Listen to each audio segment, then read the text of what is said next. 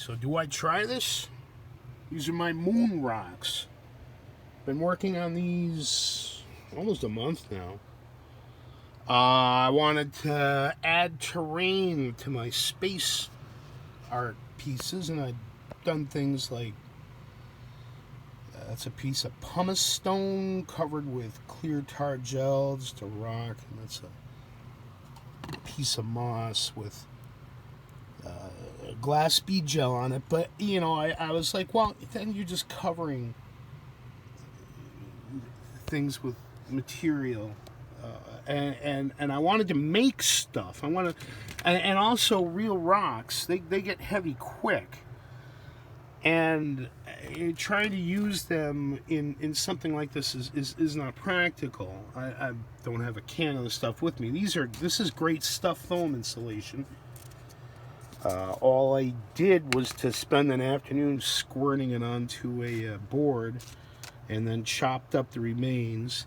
Larger pieces back here, some of which bore an unfortunate resemblance to cow pies, and they got chopped up into some of these with flat sides on them.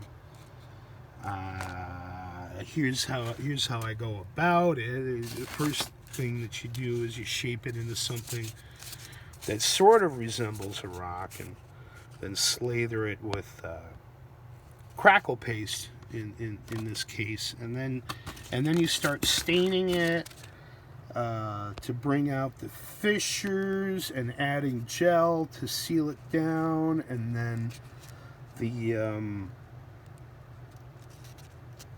iridescent acrylic colors by Goldens that I like using. I like the blue a lot. I'm using a copper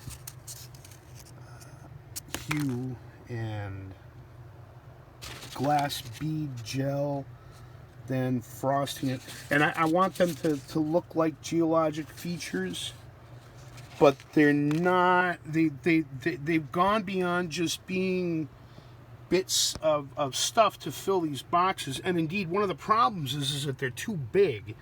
Here's one of the 4x4 boxes that I'm currently working through, and even just a little one there, it's almost too big. It overwhelms the spaceman.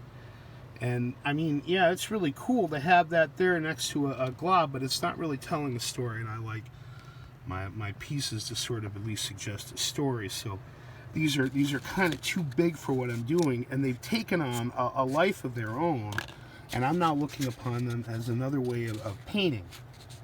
We're just not using a flat picture plane. There's no hook to hang it on a wall, no frame, no glass goes over it. This is a painting. It weighs absolutely nothing. Takes up space. Here you can see one where the glass bead gel isn't quite dried on that yet. I want them to look like they were baked in an oven, and might be leaking this bead glassy substance onto its surface.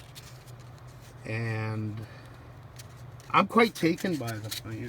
Like I said, I've been painting on them for almost a month now. And I'm the kind of artist that feels that the painting fails the artist when they can't work on it anymore.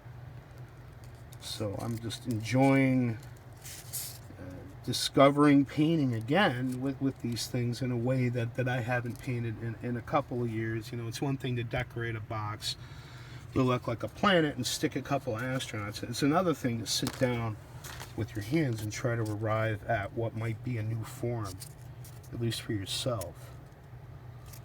So these are my moon rocks. Here's one that's kind of like a donut. And I want the side up to sort of be optional. I guess the flat side is supposed to be down, but I want the bottoms to at least be sort of as interesting as the top, so you could look at them in either way. Here you can see also how with these two 6-inch Marks figures in what's a almond and wine box, there'd be 3 wine boxes in this. They're kind of too big. I wanted to have a whole set of 6 in this for my sometime nephew and These aren't going to do. Even with 2 guys and 2 rocks, that's full. You can't really put anything else in there. So I'm looking forward to doing another round of them after I've painted these to death. As much as here's one of my favorite ones. Haven't quite finished working on all of them yet, but I figured it was worth taking a look at. And you know, I haven't been ordering many toys lately. Just instead working on my art,